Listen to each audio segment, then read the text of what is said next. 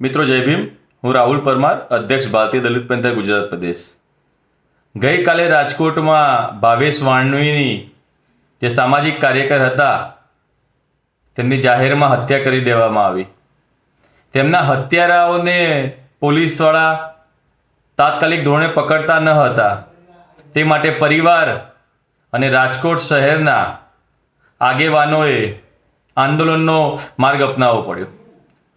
આંદોલનનો માર્ગ અપનાવ્યા પછી લગભગ રાત્રે તેમની ડેડ બોડી લઈને જે આંદોલન ઉપર ઉતરેલા કાર્યકર્તાઓ હતા તે કાર્યકર્તાઓ અને આંદોલનકારીઓ અને પરિવાર જે ત્યાં બેઠેલો હતો તેમને ખબર નહીં ત્યાંના ડીસીપી જગદીશ બાંગરવાના આદેશથી કે પોલીસ પ્રશાસનના કયા એવા અધિકારીના આદેશથી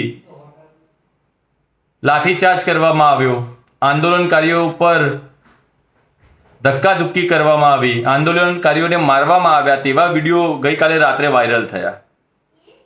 અને અત્યારે તો જે આંદોલનકારીઓ ત્યાં હતા રાત્રે જેમની ઉપર ધક્કાધુક્કી કરવામાં આવી, આંદોલનકારીઓ જેમ કે ડીડી સોલંકી અને બીજા 20 જણા એમની ઉપર રાયોટિંગના ખોટા ગુનાઓ નાખીને ફરિયાદ કરવામાં આવી રહી છે।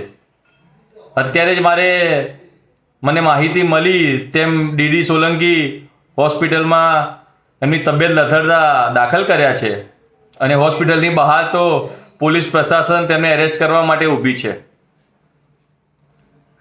એક તો ગુજરાતમાં દલિતો ઉપર અત્યાચારોનો જોર ઘટતો નથી।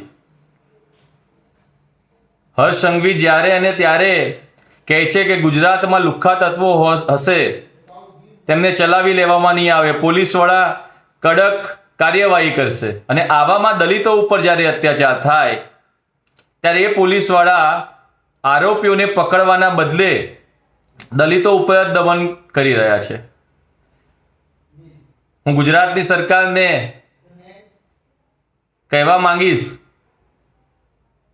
કે રાયોટિંગના ખોટા ગુનાઓમાં જે 20 આંદોલનકારીઓ ડીડી સોલંકી સહિત તે લોકોને ખોટા ગુનામાં ના નાખે।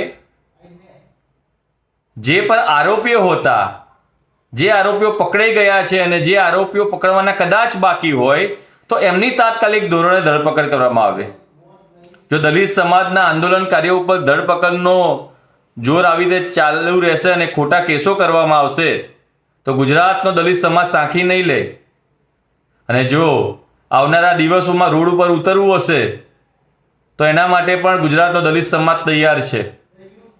એટલે આંદોલનકારીઓને ખોટા કેસમાં ના ફસાવવામાં આવે। ગુજરાતમાં દલિત અસ્મિતાની જાળવણી માટે દલિતો ઉપર થતા અત્યાચારો તાત્કાલિક રોકાય એવી કોઈ પ્લાનિંગ સરકાર દ્વારા અને પોલીસ પ્રશાસન દ્વારા કરવામાં આવે તો આ બધા આંદોલન કરવાની ફરજ જ ના પડે।